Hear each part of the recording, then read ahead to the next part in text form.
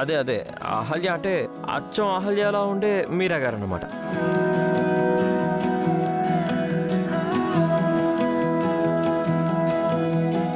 ఇప్పుడు దాని విషయం ఎందుకురా? దానివల్ల ఇంట్లో ఎవ్వరికీ మనశ్శాంతి లేకుండా పోయింది. ఇంకెప్పుడు ఎవ్వరూ దాని గురించి మాట్లాడకండి. అంత తప్ప అహల్య ఏం చేసింది నాన్నమ్మ? ఇంకేం చెయ్యాలరా? నిన్ను బాబుని వదిలేసి వెళ్ళిపోవడం తప్పు కదా?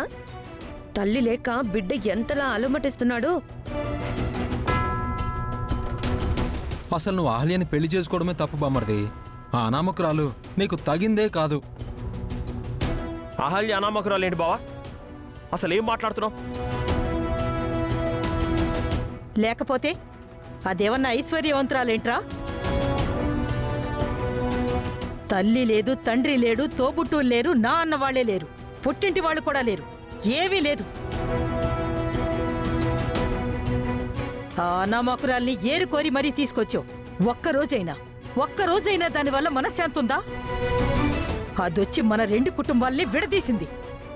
దానివల్ల మనలో ఎవరికీ మనశ్శాంతి లేదు.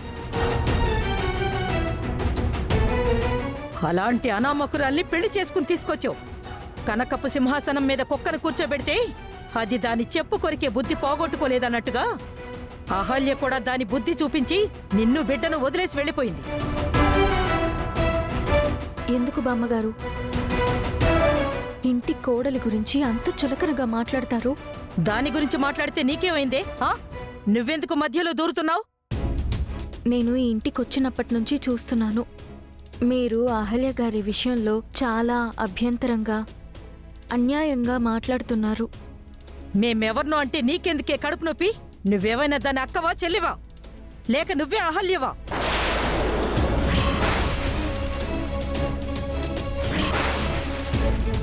అహల్య గారికి నాకు ఏ సంబంధం లేకపోవచ్చు, కానీ నేను అహల్య గారిలానే ఓ ఆడపిల్లని.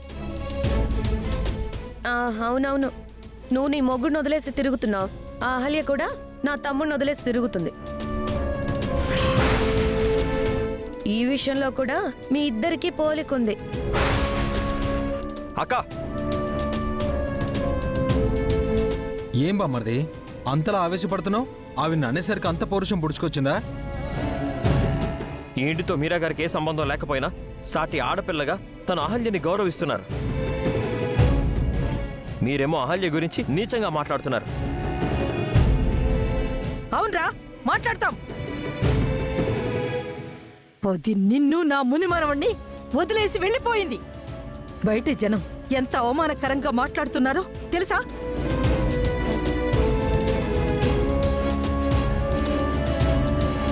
మన పరువు, గౌరవం మొత్తం మంట కలిసిపోయింది. ఇదంతా దానివల్లే కదా. మీరు అహల్య గారిని ఏదో అనుంటారు, మాటలతో ఇబ్బంది పెట్టుంటారు. అందుకే తను వెళ్ళిపోయి ఉంటుంది.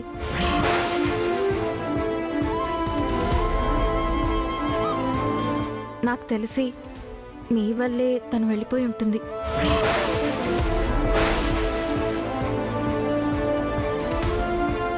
ఏంటి నర్సుగా వచ్చిన దానివి నీ పని చూసుకోకుండా మా వ్యక్తిగత విషయాలు మాట్లాడుతున్నావు? పైగా నన్నే ప్రశ్నిస్తున్నావా? నా వల్లే అది వెళ్ళిపోయిందని నన్నే నిందిస్తున్నావా? నిన్ను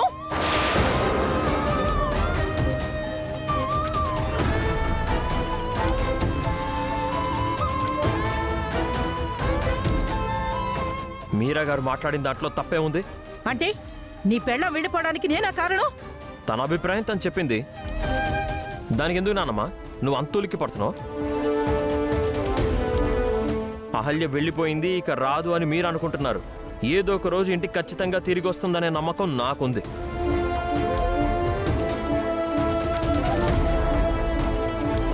ఏంటి మీరా గారు, నా నమ్మకం నిజమవుతుందని మీకు అనిపిస్తుంది కదా? మీరు చెప్పండి, నా అహల్య తిరిగి వస్తుంది కదా? ఇదేంటి గౌతమ్ గారు నా అభిప్రాయం అడుగుతున్నారు?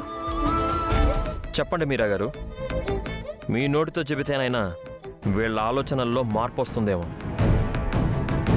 అదెవర్రా అహల్య తిరిగి వస్తుందని చెప్పడానికి? దానికి ఇంటికి ఏం సంబంధం? మీరు చెప్పండి మీరా గారు, నా అహల్య తిరిగి వస్తుందా లేదా? వస్తుందని చెప్పండి.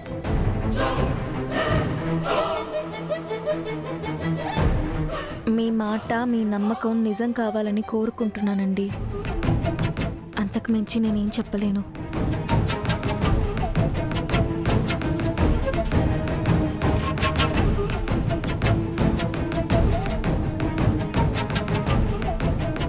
విన్నారు కదా, మీరా గారు కూడా చెప్పారు, నా అహల్య తప్పకుండా తిరిగి వస్తుంది.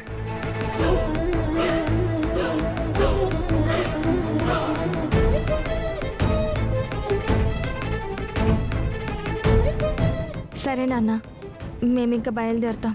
ఉంటాం అంకుల్. బాయ్. వెళ్ళొస్తాం అత్తయ్య.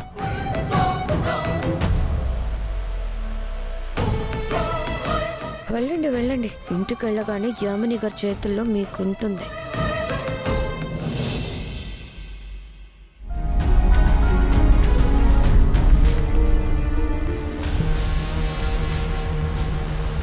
అన్నయ్య శ్రావ్యం తీసుకుని ఆ ఇంటికి వెళ్ళడం ఏంటి మామ్? ఎందుకు వెళ్ళాడు? ఫోన్లో అవంతిక చెప్పింది కదా, ఇదంతా నర్సు మీరా ప్లాన్ అని. అది ప్లాన్ చేస్తే మాత్రం అన్నయ్య ఎలా వెళ్ళాడు? ఈ ప్లాన్లో శ్రావ్య కూడా ఇన్వాల్వ్ అయింది. నందుని అమాయకుణ్ణి చేసి వల్లో వేసుకుని ఆడిస్తోంది. ఇద్దరిని రాని చెప్తా వాళ్ళ సంగతి.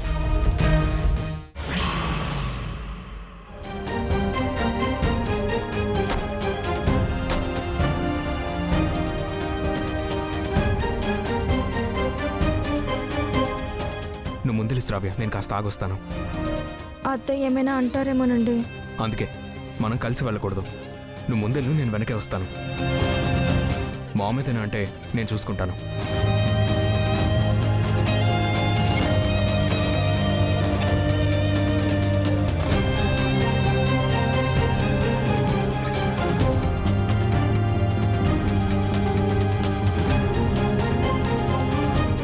ఏయ్, ఎక్కడికి వెళ్ళావే? ఇలారా.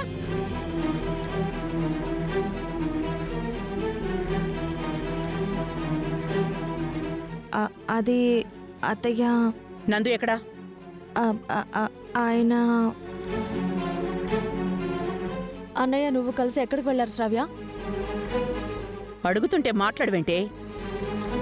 నా కొడుకుని తీసుకువెళ్ళి షికార్కి వెళ్ళావా?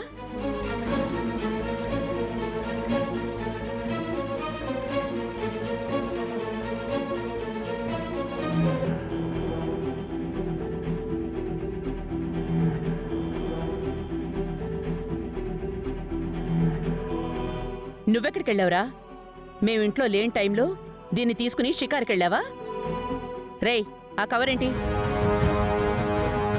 శ్రావ్య బట్టలు కావాలంటే షాపింగ్కి వెళ్ళొస్తున్నాం మమ్మీ. ఎక్కడ చేశారు? మీ అత్తగారింట్లో చేశారా షాపింగు?